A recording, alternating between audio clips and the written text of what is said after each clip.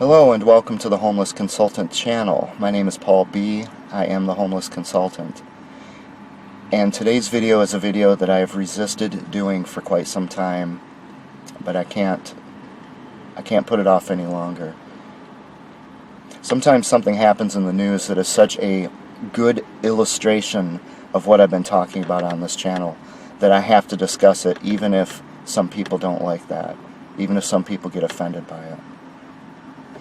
I want to talk to you very briefly about this Mackenzie Luek case. This is a 23-year-old girl student at the University of Utah, I believe. She went to her grandmother's funeral in Los Angeles, flew back to Salt Lake, arrived about 3 in the morning, took a Lyft ride to a park where she met some mysterious man and disappeared.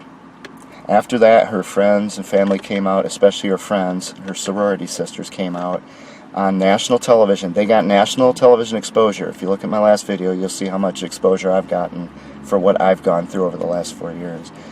But these kids who really, nothing happened with them, it was with Mackenzie, but these kids got to go on national television and say what they had to say to the masses. I've never had that opportunity. And they came out and they said, "Oh, Mackenzie, we miss you so much. Please come home if you're safe." And that's fine. I understand that. And I want to make it clear right up front that what happened to her should not have happened. Because they found that she had, in fact, been murdered. She'd been murdered by a middle-aged guy, naturalized citizen who originally from Nigeria, allegedly, I guess you should say. But he was arrested for the crime, and the evidence seems in abundance. The thing that made me want to make this video, there were a couple of things. The first one was the fact that those girls, her friends in the sorority, got national television exposure when nothing had happened to them. Nothing. This girl was 23 years old. If she wanted to disappear, she could. If she wanted to come back, she could, if she was safe.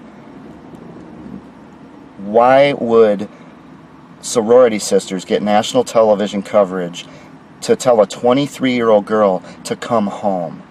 Like a parent might get that kind of coverage if a 14-year-old runs away, which is understandable. The parent wants to speak to the child and ask them, "Please come home. We miss you. We're worried about you." But a 23-year-old girl, and it's not even her family, it's her sorority sisters, they get national television coverage, and in the 4 years I have suffered living in this car unjustly, I've gotten no coverage except what I do here. So that's the first thing that made me want to talk about this. The second thing that made me want to talk about this is all the news that came out about how this girl, this Mackenzie Luek, was trying to establish herself as what they call a sugar baby. Now, in my generation, we used to call that a prostitute with a limited number of Johns. They call it a sugar baby, and this is what has happened to our society over the last 30 years.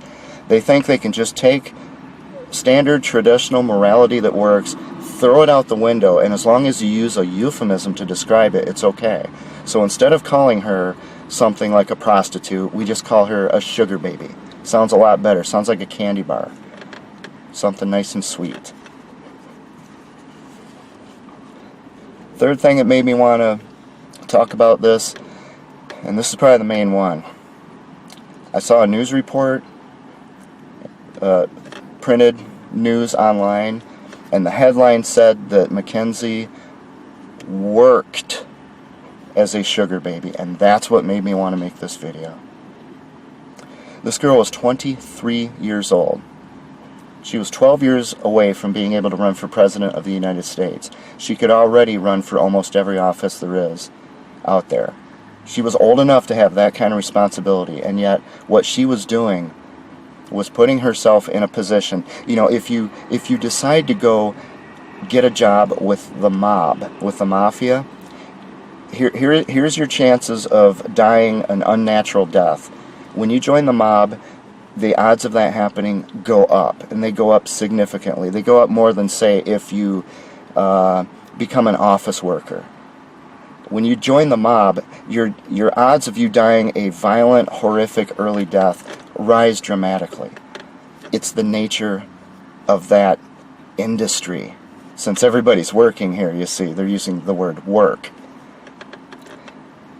This news outlet had the audacity to say that this Mackenzie was, quote, working as a sugar baby, which is, in fact, a prostitute. There's no other way around it. Working. I work 40 hours a week at a job that is productive, that benefits other people and benefits society, and it hurts nobody. When I took on that job, the odds of me dying a violent, horrific, unnatural death only increased to the extent that I actually have to drive through Minnesota traffic to get to that job. But there's nothing that increases my odds of being harmed or violently killed because of that job, because it's a nice, normal, stable, productive job. What this girl was doing was entering a dark, nasty, foul, degenerate world where she's going to trade sexual favors for money and call that work. She's 23 years old. This is not an 18-year-old just leaving home. 23 years old, 5 years after high school, and this is what she decides to do. Her friends come out and say she's a wonderful sweetheart. I'm sorry, I don't know this girl. I don't know what her personality was like, but what I will say is that I've never felt the need. I'm as desperate as you could possibly get. And for all that time, before that family helped me, I could not get a job legally in Minnesota. I lost everything I'd worked my entire life for, selling it off, having to give it away, get rid of it. I lost absolutely everything. And you know what? I could have gone out and sold myself. There's a lot of lonely women out there. I could have made some money and done that. But I wasn't going to do it because it's morally wrong and it's degenerate and because it introduces all kinds of risk of problems for a lot of people. And that's what these girls in this sorority do not want to talk about. And I don't think they even understand it because this generation has been raised with no sense of real morality. When Mackenzie got herself mixed up in this kind of environment with these kind of degenerates who would help her with this kind of endeavor, the risk of what happened to her happening skyrocketed compared to her getting a job at Wendy's flipping burgers.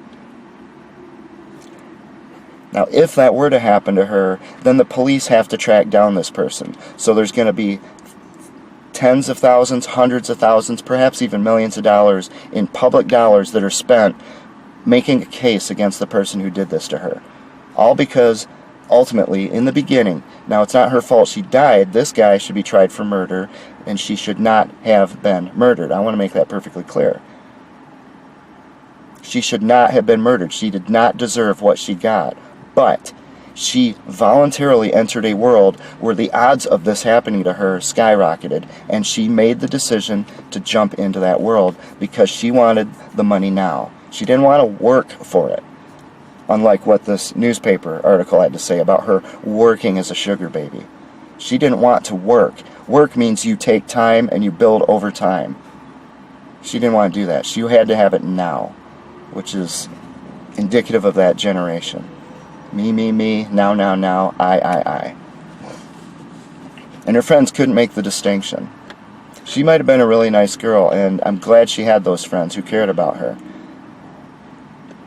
But for them to get national news coverage, to come out and tell a 23-year-old girl to come home when I, in 4 years, due to the lawlessness in Minnesota, have to live in a car, sweating bullets, or freezing throughout the entire year, while I work for a living harder than anybody else I work with. I hope you see the fundamental problem with that. And I don't get any news coverage or anything. Nothing. Nobody will tell the story about the corruption and the negligence and the incompetence in this state that got me here and keeps me here. Nobody will talk about it. But they'll talk about this girl who at age 23 made a conscious decision, essentially, to become a prostitute because she wanted the money now. She didn't want to work for it. She wanted to enter that dark, exciting, adventurous world. And she did not get what she deserved. Nobody deserves what she got. But she did get what she should have expected as being a possibility, having voluntarily entered that world. Aside from the tens or hundreds of thousands or millions of dollars of public funds that would have to be spent finding, prosecuting, imprisoning, and giving a better life than I have to the guy who killed her, apart from all that money spent, they're very well, the guy was a violent criminal if in fact he killed her. By definition, he's a violent criminal. He is accused of killing a young girl. Who's to say that there wouldn't be some kind of a violent end to this when the police come to arrest him? In Sacramento recently, have you seen the video of that? The police were at a domestic violence dispute at a home, and the guy just opened fire on him, and he killed one of the police officers. She had been on the force, I think, for 2 years. I don't like seeing police officers get hurt. They put their neck on the line for us all the time. We need to do everything we can to protect them. What Mackenzie did was she put them at risk because she increased the odds of something bad happening to her, which would require law enforcement to come in to help her or to seek justice if she were killed, which is what they're doing. When they went to arrest this guy, who knew what this guy had available? Dynamite? He could have blown up a dozen cops when they went to arrest this guy. Who knows? She put all these people at risk. And you know what's going on here? If you watch my video about drugs, called Let's Talk About Drugs, one of the things I point out in there is how when you go on these forums for drug users and you watch how they talk about drugs like anyone else would talk about a video game, they see nothing wrong with it, nothing morally wrong with it. They're perfectly happy with it. They talk about it with joy. Of course, if they become homeless, then they get all the help that I don't get because everyone's trying to help the, quote, drug addicts. But these are not drug addicts. These are people who chose to use drugs. That's why they're using drugs. They chose to use drugs. I did not. I chose not to use drugs. But they get all the help from social services, you see. When they do that, they are supporting criminality all around the world. Smuggling, human trafficking, money laundering, drug transport, what do you call it, manufacturing, transport, sales, distribution. All of that is illegal. People are being killed all the time in the drug trade. It's a deep, dark world. And every time you use drugs, every time you're smoking pot or whatever, you are supporting all of that happening to these other people. But you know what? You don't care because it's all about you. You want to get high now. Mackenzie wanted to get the money now. That's what her friends are not talking about. Now, I'm so sorry that this happened to her. I wish she had gotten a normal job. I wish she had worked at Wendy's. She'd still be alive today, probably, unless she had a car accident or something like that. And again, she did not deserve to die. She did not deserve to be murdered. But she voluntarily put herself in a position where that could happen. And she did it in such a dark world that if it did happen, it was going to cost a lot of people a lot of money, and it could have put a lot of other lives at risk as well. What she did was monumentally irresponsible. And I could carry this off into a lot of directions. How was a girl raised to be like that? What kind of an upbringing did she have? Because in the last 30 years in our society, morality has taken a 180-degree turn. So that what used to be called right is now called wrong. What used to be called wrong is now called right. These kids were going on TV saying, we have no right to judge her, quote, lifestyle choices. You know what? We do have every right to, because we're paying for it now, or at least the people in Utah are paying money to prosecute this case. So they have every right to talk about her choices. And if those police officers had been put in danger and had been injured or killed while apprehending this guy, then there'd be some other people who have a problem with it as well. This younger generation, it is just all about them. Me, I. I gotta have it now. I want it, therefore I am entitled to it. And I'm getting really sick of it. I have worked for what I'm asking for. I go to a job every day, 40 hours a week or more if they want overtime. I do a better job than anyone else. And I keep doing it, even though my reward is to live in this car, in this heat, and in the freezing cold, without any news coverage of any kind whatsoever, while these little girls get to go on national television and comb their hair and put on their makeup and go on there and ask their 23-year-old friend to come home. A grown adult. How does a kid be raised to the age of 23 where they make those kinds of horrifying decisions?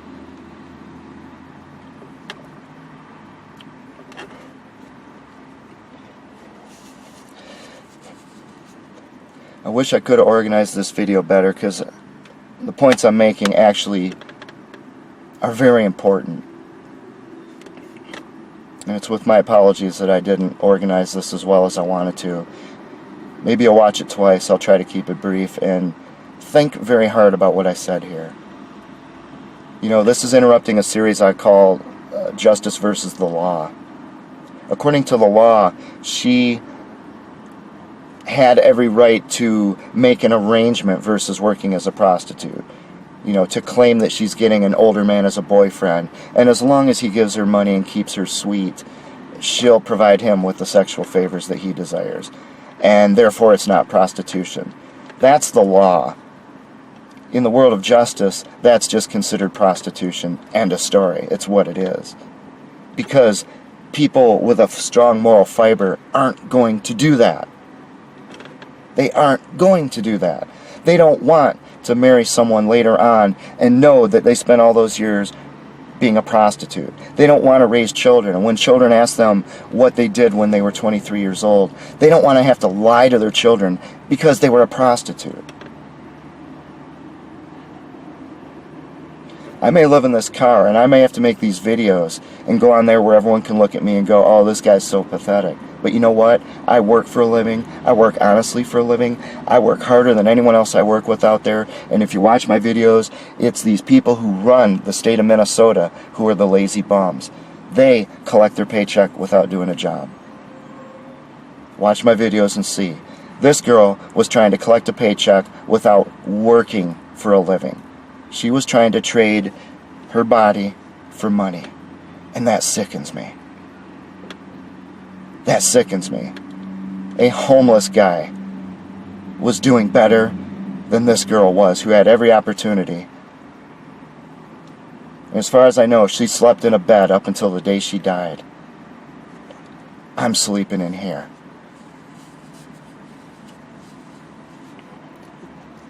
Justice versus the law. To Mackenzie's family,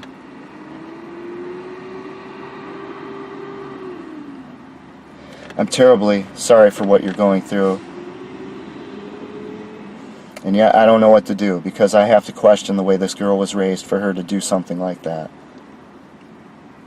My parents raised me so that I would not do something like that. So there's something fundamentally different between what went on in my family and what went on in that family. But my parents lost their daughter when she was 3 years old. And I know how it affected them for the rest of their life. That's my sister, who died before I was born. I'll never know her. And in that sense, to Mackenzie's family, I know something about what you're feeling. I saw my parents go through it, and I'm really sorry for your loss.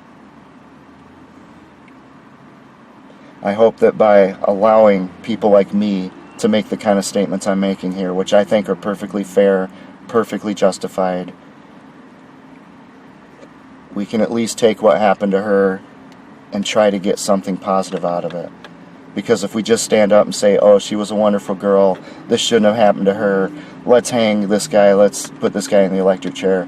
If we dumb everything down to where it's just at that level, and we don't talk about what she actually did, and we don't talk about the comparison between what she went through and what she chose to do and what she got out of it versus what I do and what I choose to do and what I get out of it versus what other people choose to do and what they get out of it. If we don't talk about all that and we keep this thing all dumbed down like the news media does, to where it's a simple case of a young girl being murdered by a guy, and then people fight over whether he's from this country or another. If we dumb it down that much, we're doing her a far greater injustice than I am by talking about the issues that actually matter, the issues that are raised by what happened to her that actually need to be thought about by people out there who just are not thinking anymore. To Mackenzie's friends, Please think about what I just said throughout this video. I'm not accusing you. You're still young. I was once that age, and I know what it's like. But you've been led down a wrong path to where you felt that that was acceptable. You did nothing wrong. I'm not accusing you of anything. But if you get in that situation again, I do hope you'll learn from this and you'll try to help the person before they get too far into one of these deep, dark areas. The last thing I'd like to mention is that another news story has come up since this Mackenzie Luek thing. Epstein, Jeffrey Epstein, this big Democratic billionaire, child trafficking charges, stuff like that. This is exactly what I was getting at with what Mackenzie's doing, what she's getting involved in this deep, dark world where you trade sex. Sex becomes the product versus a show of love and devotion and affection between two people who really love each other. It becomes a commodity. Listen to what the news reports are saying about this Epstein guy, because I just listened to a press conference before I made this video, and they were saying some pretty bad things about him and what he did. They were saying that what he did, they were using words like horrifying, just degenerate. I mean, I can't even think of all the different words they were using. And yet they're talking about making sex into a commodity. That's what Mackenzie did. And then on the very next news story, they talk about Mackenzie, and it's, oh, this poor girl, she was killed. This shouldn't have happened to her. Yes, it should not have happened to her. But she voluntarily entered that world.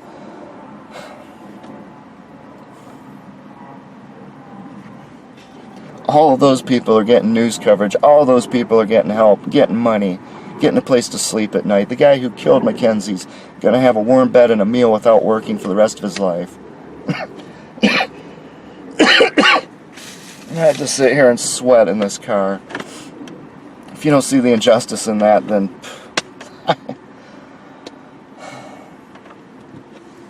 thanks for watching.